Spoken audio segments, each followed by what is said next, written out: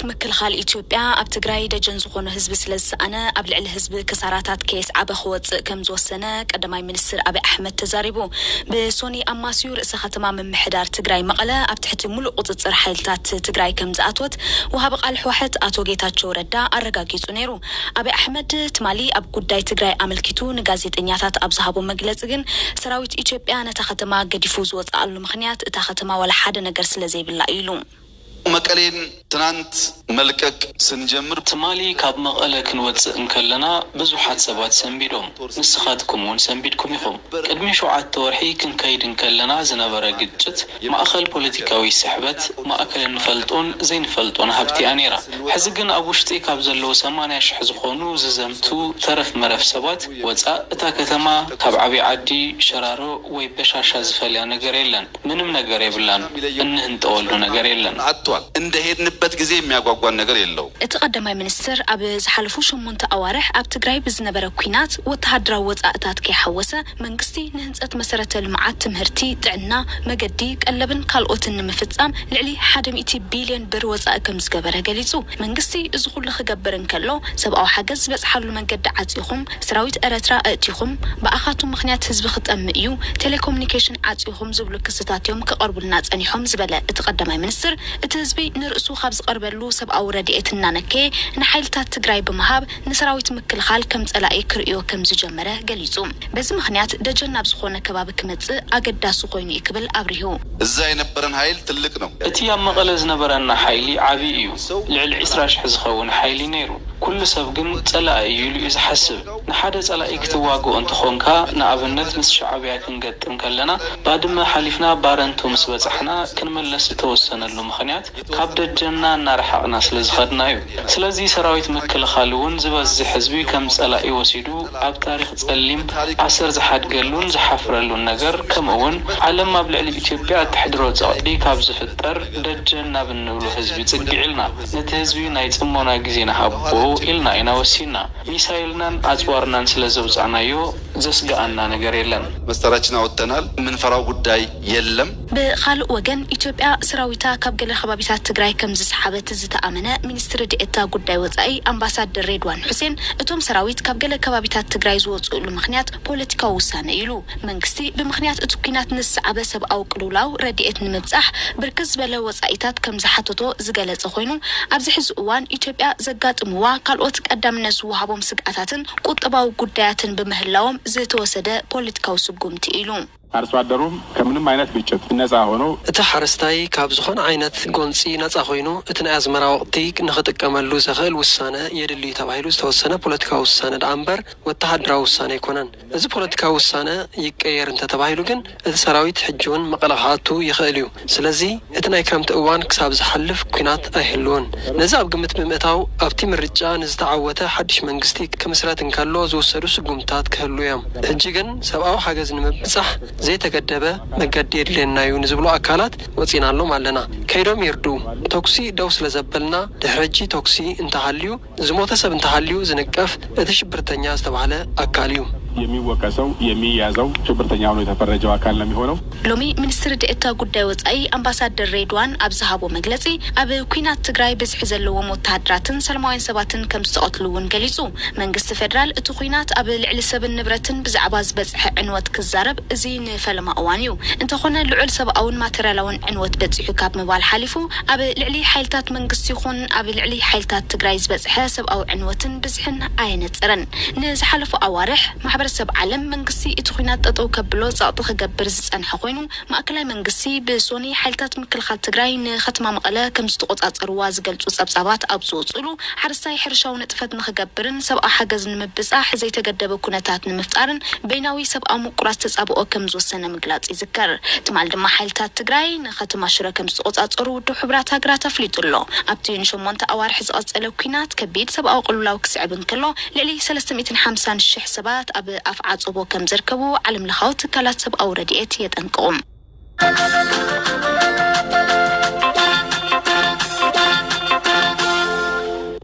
መቀለ ብሶኒ ኣብ ኢድ ሓይልታት ምክልኻል ትግራይ ድሕሪ ምእታዋ መንግስቲ ፌደራል ዝኣወጆ በይናዊ ምቁራጽ ተኽሲ ነቲ ኣብ ትግራይ ዘሎ ተጻብኦታት ጠጠው ንምባል ወሳኒ እወንታዊ ስጉምቲ ምዃኑ ብዙሓት ይገልጹ ኣለዉ። 5 ኣምባሳደራት ኣሜሪካ ኣብ ኢትዮጵያ ነበር ብሪጣንያን ሕብረት ኣፍሪቃን እቲ ፌደራል መንግስቲ ዝወሰደ ስጉምቲ ክንእዱም ከለዉ ካልኦት ኣብቲ ኩናት ተሳተፍቲ ዝኾኑ ኣካላት ድማ ተመሳሳሊ መርገጽ ክወስዱ ሓቲቶም ኣለዉ። እንተኾነ ወሃቢ ቃል ሕወሓት ኣቶ ጌታቸው ረዳ ነቲ ተኽሲ ደው ናይ ምባል ኣዋጅ ጾታ ኣይክብል ኣናይስዎ ኣሎ። ጌታቸው ረዳ ንማዕኸን ዜና ሬውተርስ ኣብ ዝሃቦ ቃል ኣገዳሲ እንተኾይኑ ክሳብ ኤርትራን ኣምሓራን ብምእታው ንጸላእትና ክነዳኽም ኢና ኢሉ። እቲ ካብ ኣዲስ ኣበባ ካብ ኣስመራ ወይ ድማ ካብ ክልል ኣምሓራ ዝነቅል ጸላኢ ዳግም ንህዝብና ስግኣት ከም ዘይኸውንን ዓቕሚ ከም ዘይህልዎን ክነረጋግጽ ኣለና ምባሉ እቲ ማዕኸን ዜና ጸብጺቡ። ነዚ ምልኪቱ ቤት ጽሕፈት ብልጽግና ክልል ኣምሓራ ኣብ ዝሃቦ ምላሽ ወልቃይት ጸገዴ ሰቲት ሑመራ ጸለምትን ራያን ብመስዋዕቶም ናጽነት ዘኽበሩ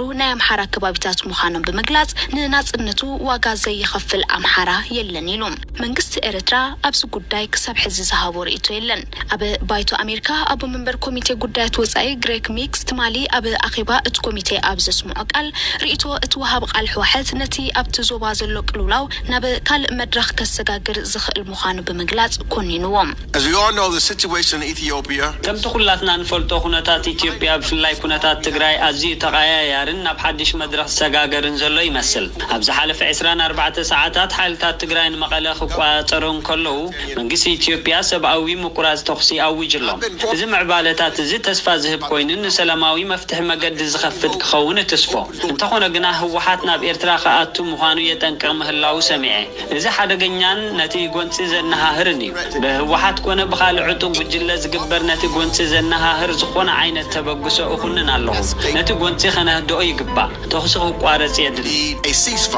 ኣብቲ ኩናት ዝሳተፉ ዘለዉ ኩሎም ወገናት ማለት ሰራዊት ኢትዮጵያን ኤርትራን ሕወሓት ከምኡውን ሓይልታት ክልል ኣምሓራ ተሓተቲ ናይቲ ኣብ ትግራይ ዝፍጸም ዘሎ ከቢድ ዕንወት እዮም ዝበለ ግሬግ ሚክስ እቲ ኣብ ትግራይ ዘሎ ሓደጋ እንተዘይተኣልዩ ኢትዮጵያ ኣብ ቅድሚኣ ከቢድ ሓደጋ ተገቲሩ ምህላው ሓቢሩ። ኣብ ትግራይ ንሪኦ ዘለና ገበና አንጻር ሰብኣውነት ዘመላኽት እዩ። ብጽናት ዓሌት እውን ክኸውን ይኽእል እዩ። እቶም ፈጸምቱ ናብ ሕጊ ክቐርቡ ይግባእ። እዚ ሓደጋ ኣሳታፊ ብዝኾነ ሃገራዊ ዘተን ፖለቲካዊ ባይታን ብህፁፅ እንተዘይተኣልዩ ሓንቲ ካብቶም ኣብ ኣፍሪቃ ዘለውና ሓያላት መሻርክቲ እናርኣናያ ናብ ኩናት ሓድሕድ ከተምርሕን ክትፈርስን እያ። እዚ ድማ ንህዝቢ ኢትዮጵያን ንቐርኒ ኣፍሪካን ዕንወት ዘስዕብ እዩ።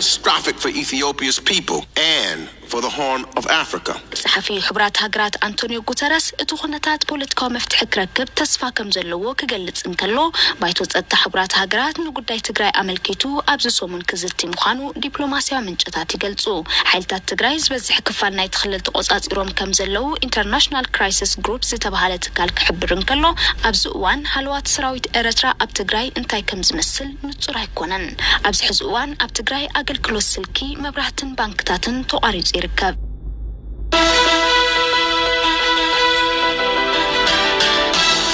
خبركم سمعتنا حزد محزر تزيناتات كنا قرب اب تجراي استا 30,000 حصانات نحدقا متقالعون بمهلايم ادلي تقربات نمبصح مقدسات كفتون بررات سبقو حاجز كفقادين يونيسيف حاتيتو بتوسخي مسمرات سلك مخفاتهم اغرغلوت حيل الكتريك مملاسهم تبصحنا سبقو حاجز نبزد اليوم سباتن كنرغاغص ندل كتبل توكاليت يونيسيف ادل كورت نبيبيسي تزاريبا اب السودان ኢትዮጵያውያን ስደተኛታት ዝተዓቆብሉ ማዓስከር በحيال ህቦብላ ዕንወት ከም ዝወረዱ ሕቡራት ሃገራት ገሊጹ ኣስታት ረብዒ ናይ ኣብ ምብራቃዊ ሱዳን ዝርከብ 16,000 ስደተኛታት ተዓቆቦምሉ ዘሎ ማዓስከር ከም ዝፈረሰ እቲ ሓበሬታ ይረድእ ኣብ ሰሜናዊ ሞዛምቢክ ሓደ ትካል ዘፍርዮ ላማ አልሸባብ ዝብል ሽም በመሃቡ ንነበር ተርዒዱ እቲ ትካል ምስ ዕጡቃት አልሸባብ ርክባይ ከይህልዎን ኣካል ፕሮፓጋንዳኦም ኮይኑ ይሰርሕ ከይህሉን ምጽራይን ምእካብን ሓበሬታ ከም ዝተጀመረ ፖሊስ ገሊጹ ኣብ ኡጋንዳ ክልተናይ ሓሶት ክታበት ኮሮና ቫይረስ ክህቡ ዝተረኽቡ ውልቀ ሰባት ኣብ ቀይዲ ኣትዮም ሓደ ሳልሳዮም ድማ ይህደናሎ እቶም ውልቀ ሰባት ንኣስታት 800 ሰራሕተኛታት ናይ ብሕቲ ትካላት ከቲቦም ክኾኑ ከም ዝኽእሉ ተገሊጹ ነዚ ካብ 28 ክሳብ $56 ገንዘብ ይኽፍሉ ነይሮም ተባሂሉ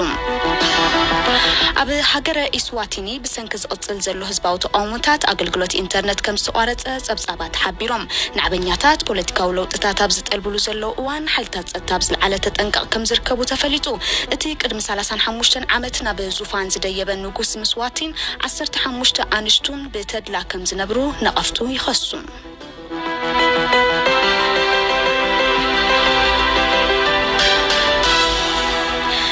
سلفي كومونست تشاينا صباح حد حملة مبل حد 100 عامت وخصنبليو تشاينا أب تحتي مرحلة السلفي كاب عالم بعبيت قطبة أب كل أي درجات تسرع هاجر كوينا لا جنا كمي بلاقيها أبو بزحة زقت المجد السلفي انتاي كمسليو كحسيت ولد برهان زدالو تحستولهم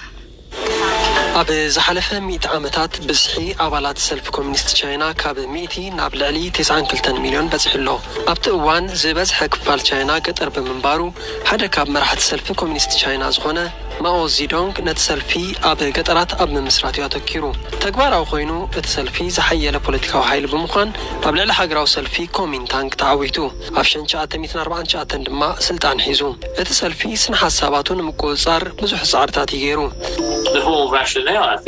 من محرار جي جينبين التاريخ دقي مكايت صحاف زدليلو مخنيات اتسلفي كابتس تمسرتلو شن شاعة 220 جميرو نتقنو نقر كقبر كم صنحان من قاريبل أب يونيفرسيتي هونغ كونغ بابتيست بروفيسور جين بير كابستان ازي كسا وان ماو زيدونغ زباتسحيو ماو تشاينا كتبعا كتعبي كمتخيل كارئين إدالي نيرو بزد ما تشاينا أب 5 عامتات أب مفركة سالن حادسينن نبريطانيا كمتبلت أب مقلات أب شنش عتميتن 58 عبيز الله نقلميت استسميه وفري أبقسا انتو غناقن اتبسنا فلتات زي تدقف وفري مخنيات نايتي نسلست عامتات زقاتسالة عبي تميت كونا ماو قن تسفاي قرصن أبشان جعتميتن سوسان شدشتن أبوشت السلفين زنبرو مهورانن تقناقنتن الاماز جبرة كالو وفرا بقسا اتو وفري ريد جاردس زتسميو بزحات من السيات كاب كتماتات سلفة نساتهم أب هزواو وطاعت قبل التقامتي متقعتات مفتسام تتحيزمو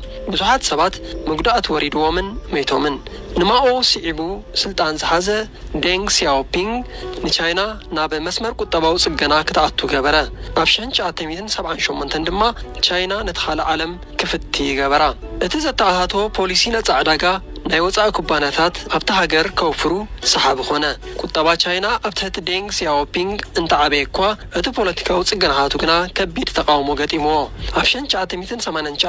نديموكراسي ناصنت مزرابن زطلبو تمهارو ناب أدباباي تيانان من انت وصو اتسلفتات تقاومو بتودب تجافليغو بريزيدنت جي جينبين اب 2012 ناب سلطان دهر ممصو اتسلفي نتحبرة سب مقوصار أحيلو والله تكنولوجي بمتقام اب انترنت حبريتا كمامين كالو بزوح ناي مقوصار سرعتات زرقيو يركب انتوخنا قنا اتسلفي كاوزاي هيال تقاومو يقدمولو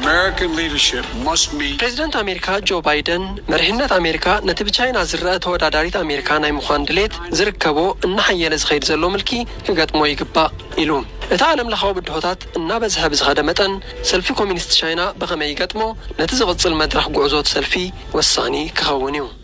أب إرترا قصر ملكفتي كورونا فيروس لعلي شدش تشح بزحو مسترد عنا لومي أبزوت أو حبريتا لومي بستقبر مرمرة 74 توسختي زيقاتات ات فيروس كم سرخبهم قليسولو كساب لومي أبتهاجر شدش تشحن تشعتن تلخيفهم كابهم 5 تشحن 510 تخلتن حاويم كاب هوسبيتال زوت يوم كبراتن نلوم زنبرنا تحسوتات نزيقوم يمثلو نيرم حنا زرازون مسك حسايتو الدبرهان بمسندان بمقرابن حابيرناكم نيرنا أوسكار بونغا بمداي تكنيك مساخم نيرنا سسناي